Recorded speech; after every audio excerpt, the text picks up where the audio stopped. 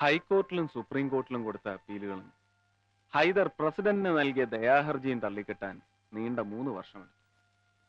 ഇതിനിടയ്ക്ക് എന്റെ പേര് SI സെലക്ഷൻ ലിസ്റ്റിൽ ഉണ്ടായിരുന്നു എന്നറിയാമായിരുന്ന മാരാർ സാറ് എന്റെ സ്വയരക്ഷ കൂടി കണക്കിലെടുത്ത് പോലീസ് ഡിപ്പാർട്ട്മെന്റിൽ ചേരാൻ എന്നെ ഉപദേശിച്ചു. മനുഷ്യ സേവനം കഴിഞ്ഞിട്ടാകാം ഈശ്വര സേവനമെന്ന് ഞാനും വിചാരിച്ചു. നേരും നിറിവുള്ളവർക്ക് ഈ തൊഴിൽ ചേരില്ല എന്ന് ഹേമാൻ ഇപ്പൊ തോന്നുന്നുണ്ട?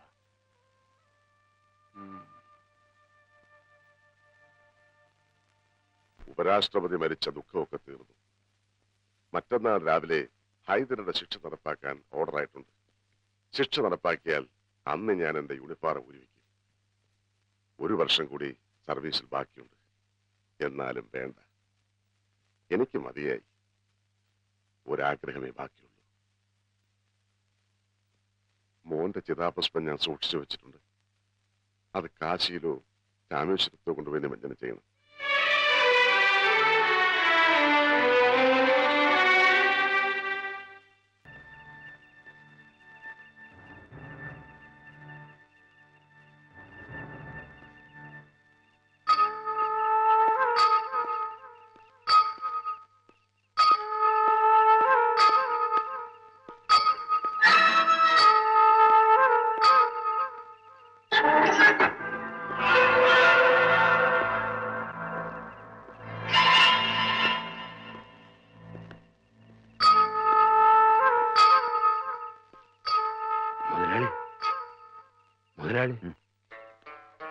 എവിടെ കൊണ്ടുവന്നില്ലേ? കൊണ്ടുവന്നിട്ടുണ്ട്.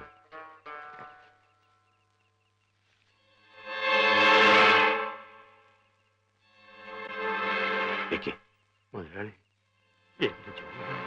വെക്കടോ പിടി.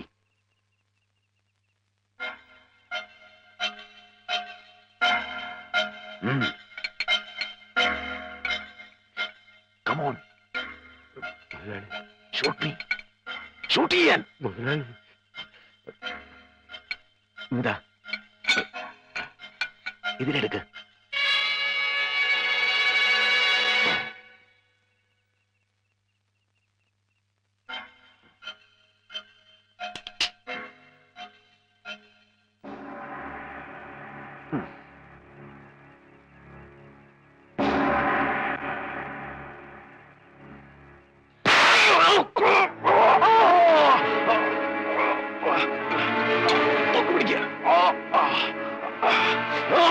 എനിക്കൊന്നുമില്ല. എല്ലാരും ഫോൺ ചെയ്ത് വിവരം അറിയിക്കുക.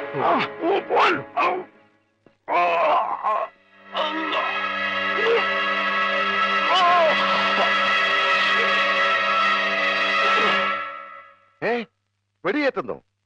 ഹൈദരാബാദ് ഇറക്കും? അതെ സാർ, പേടിക്കാനൊന്നുമില്ല.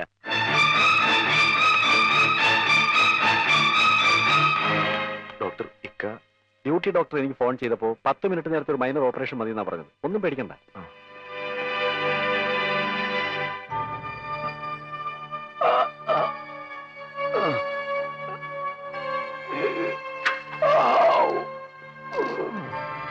Everything ready? Yes doctor. Anaesthesia കൊടുക്കൂ. Yes doctor. ഡോക്ടർ, എന്നെ എന്താ ചെയ്യാൻ പോകുന്നേ? പേടിക്കാനൊന്നുമില്ല. Very minor operation. ബുള്ളറ്റ് മാറ്റിയാൽ മതി. ഒരാഴ്ചക്കുള്ളിൽ മുറിവ് ഉണങ്ങുകയും ചെയ്യും. നോ നോ, എനിക്കൊരു കാര്യം പറയാനുണ്ട്. ഇവരോടെല്ലാം പുറത്തു പോകാൻ പറയുക.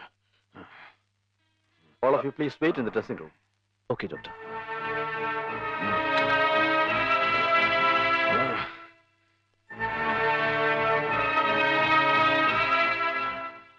എന്താ? എനിക്കൊരു മേജർ ഓപ്പറേഷൻ വേണം. എന്റെ കാല് മുറിച്ചു കളയണം. വാട്ട്? കാല് മുറിച്ചു കളയാൻ? എന്തായി പറയുന്നു? മുറിച്ചു കളയാൻ എത്ര വേണമെന്ന് ഡോക്ടർ പറഞ്ഞാൽ മതി. പെട്ടെന്നൊരു തുക പറയാം. കിട്ടണില്ലെങ്കിൽ പിന്നെ ഓർത്ത് പറഞ്ഞാൽ മതി.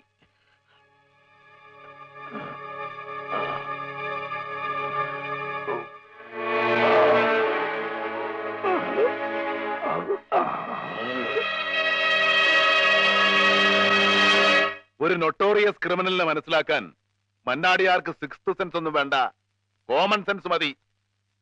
അവൻ ഇതുവരെ കളിച്ചതും കളിക്കാനിരിക്കുന്നതുമായ കാര്യങ്ങൾ മാരാർ സാറിന് മനസ്സിലാകാത്തത് നിങ്ങളുടെ ശുദ്ധഗതി കൊണ്ടാ.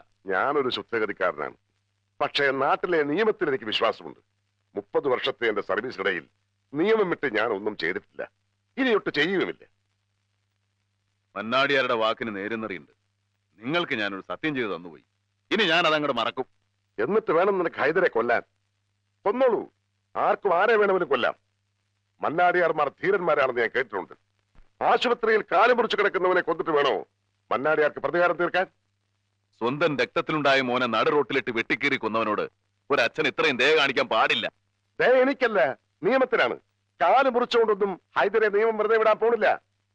ഇനി അവൻ എന്ത് ചെയ്യും? അടുത്ത കാലം മുറിക്കൂ, അതോ ശരീരത്തിന്റെ ഓരോ ഭാഗങ്ങളായി മുറിച്ചു മാറ്റുവോ? എങ്ങനെയായാലും അവന്റെ അവശേഷിക്കുന്ന ശരീരത്തിൽ ജീവൻ ബാക്കിയുണ്ടെങ്കിൽ ഞങ്ങൾ അവന്റെ ശിക്ഷ നടപ്പാക്കും. അതിനധിക കാലമൊന്നും വേണ്ട, കുറച്ച് ദിവസങ്ങൾ മതി.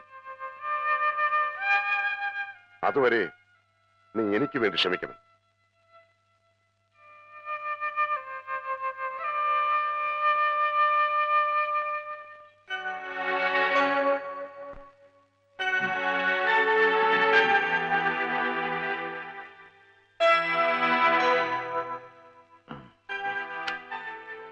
നമസ്കാരം മുതലാളി. നമസ്കാരം മുതലാളി. മുതലാളി എന്തിനാ അത്യാവശ്യമായിട്ട് എന്നെ വിളിപ്പിച്ചേ? സുപ്രീം കോർട്ടിലേക്ക് ഒരു ഹർജി അയക്കണം. ഹർജിയോ? നമ്മുടെ അപ്പീൽ സുപ്രീം കോർട്ടും പ്രസിഡന്റും തള്ളിയതല്ലേ? തനിക്ക് ഒരു വിവരവുമില്ല. അതുകൊണ്ട് ഇങ്ങോട്ടൊന്നും പറയണ്ട, അങ്ങോട്ട് പറയുന്ന കേട്ടാ മതി. ഈ വർഷത്തിന്റെ പ്രത്യേകത എന്താണെന്ന് തനിക്കറിയോ? ഇല്ല. വികലാംഗ വർഷം. വികലാംഗ വർഷത്തിൽ ഒരു വികലാംഗനെ തൂക്കിക്കൊല്ലാമോ? ഇതൊരു നല്ല ലോ പോയിന്റ് ആണല്ലോ മുതലാളി.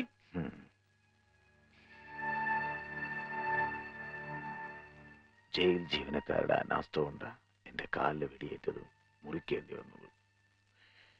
ഇതെല്ലാം കൂട്ടിച്ചേർത്തൊരു പുതിയ ഹർജി സുപ്രീം കോർട്ടിൽ കൊടുക്കാൻ ഡൽഹിയിലുള്ള നമ്മുടെ മുഴുത്ത വക്കീലിനോട് പറ. പൊയ്ക്കോ.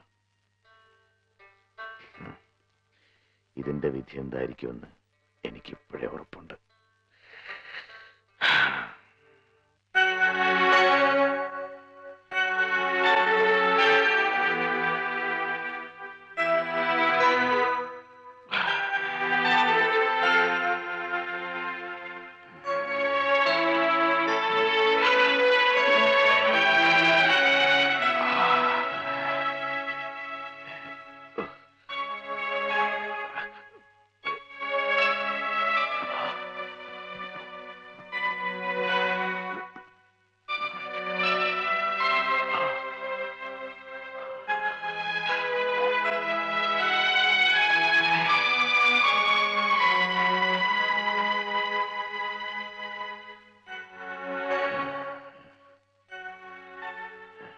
ഒന്ന് നടന്നു നോക്കൂ.